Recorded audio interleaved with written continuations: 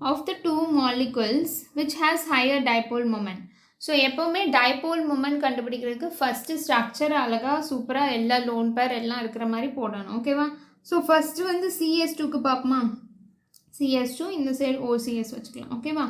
So first நீங்கள் வந்து hybridisation கண்டுபிடிச்சி ஷேப் கண்டுபிடிக்கணும். அதுக்கு ஒரு ட்ரிக் இருக்குது, அப்படி தானே? ஸோ வேலன்ஸ் எலக்ட்ரான் எல்லாத்தையும் ஆட் பண்ண போகிறேன் ஃபஸ்ட்டு ஹைப்ரிடைசேஷன் கண்டுபிடிக்கிறேன். கார்பனுக்குள்ள வேலன்ஸ் எலக்ட்ரான் என்னது 4, சல்ஃபருக்குள்ள வேலன்ஸ் எலக்ட்ரான் என்னது 6, அப்படி தானே? ஆக்சிஜனுக்குள்ள வேலன்ஸ் எலக்ட்ரான் 6ன்னு தெரியும்ல.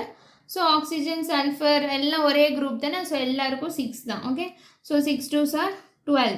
ஸோ உங்களுக்கு என்ன கிடைக்குது? 16 கிடைக்குது.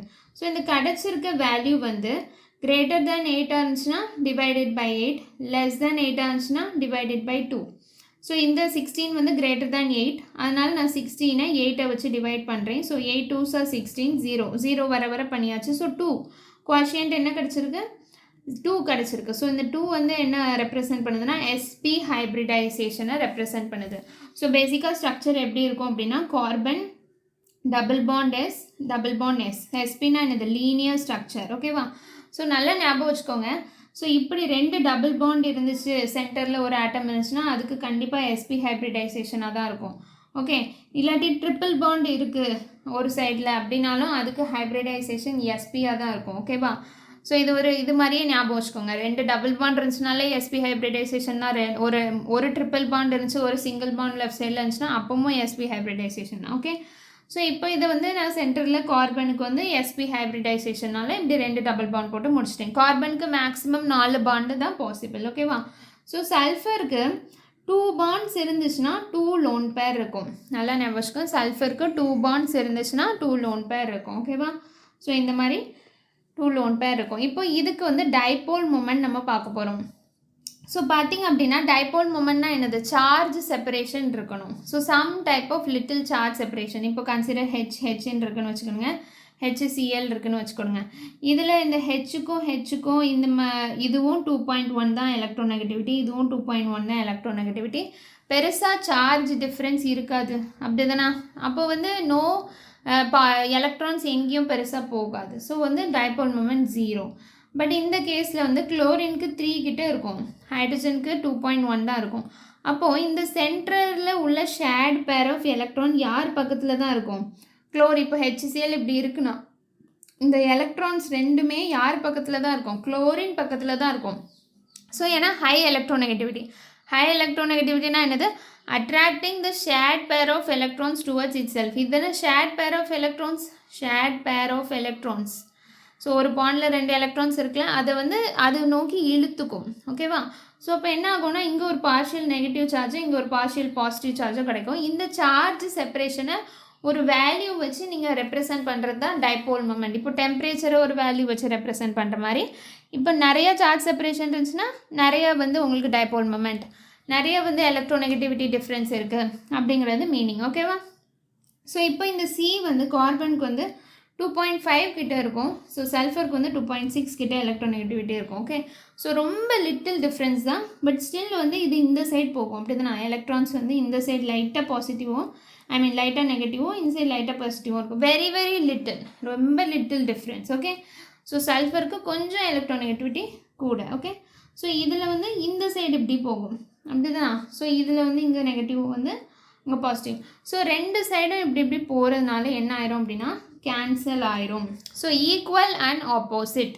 நல்லா நினச்சா வேட் பாருங்கள், ஆப்போசிட் டைரெக்ஷனில் இருக்கா? இது இங்கே போகுது, இது இங்கே போகுது, அப்போ கேன்சல் ஆகும். ஸோ இந்த சைடு வேல்யூ, இப்போ இந்த டைபோல் மூமெண்ட் வேல்யூ இந்த சைடு 8ன்னு வச்சுக்கோங்க, இந்த சைடும் 8 தானே? ஆப்போசிட், அதில் ப்ளஸ் 8னா இங்கே -8, அந்த மாதிரி ஆப்போசிட். ஸோ ரெண்டுமே கேன்சல் ஆயிரும். ஏன்னா ஈக்குவல் பவர், இதுவும் சல்ஃபர் தான், இதுவும் கன்சிடர். நீங்கள் Xc வச்சுட்டு மேலேயும் ஃப்ளோரின் கீழேயும் ஃப்ளோரின் இருக்குன்னு வச்சுங்க. மேலே தானே எலக்ட்ரான்ஸ் மூவ்மெண்ட் இருக்கும், ஏன்னா ஃப்ளூரின் தான் மோர் எலக்ட்ரான். மேலேயும் கீழேயும் கேன்சல் ஆகிருந்தோன்னா ஏன்னா மேலேயும் ஃப்ளூரின் தான் இருக்குது, கீழேயும் ஃப்ளூரின் தான் இருக்குது. ஸோ ஈக்குவல் பவர், இங்கேயும் உங்களுக்கு 8 தான் டைபோல் மூமெண்ட்னா கீழேயும் 8 தான் இருக்கும். அண்ட் ஆப்போசிட் டைரக்ஷன் கேன்சல் ஆயிரும். கன்சிடர் Xc இருக்குது, மேலே ஃப்ளூரின் இருக்குது, கீழே குளோரின் இருக்குதுன்னு வச்சுக்கோங்க. ஸோ எலக்ட்ரான் மூவ்மெண்ட் எந்த சைடு இருக்கும்? ஸோ பேசிக்காக எலக்ட்ரான் மூவ்மெண்ட்னா என்ன அர்த்தம்? எலக்ட்ரான்ஸ்லாம் குளோரின் பக்கத்தில் இருக்கும்.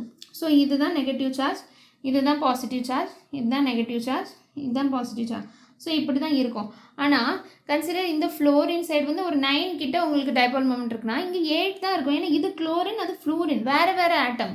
ஸோ வேறு வேறு ஆட்டம்னா ஈக்குவல் கேன்சலேஷனாக இருக்காது. Dipole moment is not equal to 0. ஓகேவா?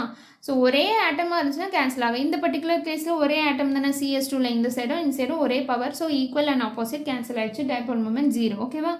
ஸோ அடுத்து COS பார்ப்போமா. ஸோ ஃபஸ்ட் இதுக்குள்ளே ஸ்ட்ரக்சரை போட்டுக்கலாம். ஸோ ஃபஸ்ட் என்ன பண்ணும், வேலன்ஸ் எலக்ட்ரானை ஆட் பண்ணுங்க. கார்பனுக்குள்ள வேலன்ஸ் எலக்ட்ரான் 6, ஆக்சிஜனுக்குள்ள 6, கார்பனுக்குள்ள 4 அண்ட் இன்னொரு சல்ஃபர் இருக்குது, அதுக்குமே 6. ஸோ 16 கிடைக்குது உங்களுக்கு. அப்படி தானே? 16னா அகெயின் அதுதானே, 8 2s are 16. ஸோ 2னா என்னது, sp ஹைப்ரிடைசேஷன். ஸோ எப்படி போடுவீங்க அப்படின்னா, கார்பனுக்கு வந்து 2 டபுள் பாண்ட் இருக்கிற மாதிரி போட போகிறீங்க. அப்புறம் மிச்சம் 2 lone pair, 2 bonds and 2 loan purse மாதிரி போட்டுக்கோங்க. ஓகேவா? ஸோ இப்போ இந்த பர்டிகுலர் கேஸில் சல்ஃபருக்கு வந்து என்னது, இந்த மாதிரி தானே எலக்ட்ரான்ஸ் மூவ்மெண்ட் இருக்கும். ஸோ இது அரௌண்ட் 2.6, இது 2.5. ஆக்சிஜனுக்கு நல்லாவே கூட அரௌண்ட் 3.5 கிட்ட இருக்கும். ஸோ நல்லா நெகட்டிவ் சார்ஜ் வரும். Okay, so electron movement inside இருக்கும். ஸோ இது ஆப்போசிட் டைரக்ஷன், கொஞ்சம் கேன்சலேஷன் இருக்கும். கன்சிடர் இதுக்கு இந்த சைடில் உள்ள பவர் டைபோல் மொமெண்ட் வந்து ஒரு 2ன்னு வச்சுக்கோங்க. ஏன்னா ரொம்ப சின்ன டிஃப்ரென்ஸ் தானே கார்பனுக்கும் சல்ஃபருக்கும். சார்ஜ் செப்பரேஷன் பெருசாலாம் இருக்காது. இந்த சைடு வந்து ஒரு 8 கிட்ட இருக்கும். ஏன்னா ரொம்ப ஹை எலக்ட்ரானிக் 2.5 - 3.5 அரௌண்ட் லைக் நிறையா வேல்யூ வந்து எலக்ட்ரோநெகட்டிவிட்டி டிஃப்ரென்ஸ் இருக்குல்ல. ஸோ உங்களுக்கு இந்த சைடு வந்து 8 கிட்ட டைபோல் மொமெண்ட் இருக்கும். ஸோ அதனால் ஈக்குவல் கேன்சலேஷன் இருக்காது ஆப்போசிட் சைடில். So dipole moment is not equal to 0. ஓகேவா? சாரி, இப்போ 2 சைடுமே ஓ இருக்குன்னு வச்சுக்கிடுங்க. அப்போ ஈக்குவல் கேன்சலேஷன் நடக்கும். ஏன்னா 2 சைடுமே இப்போ 8னா இதுவும் 8ஆக தான் இருக்கும். ஆனால் அன்சைட் சல்ஃபர் வச்சுட்டு இந்த சைடு ஆக்சிஜன் வச்சுட்டு ஆப்போசிட் டைரக்ஷனில் கேன்சல் ஆகுமா? ஆனால் ஆகாது. ஓகேவா? That is the reason. So இதுக்கு வந்து டைபோல் மொமெண்ட் வந்து நாட் ஈக்குவல் டு 0, இதுக்கு வந்து ஈக்குவல் டு 0. ஓகேவா? தேங்க்யூ.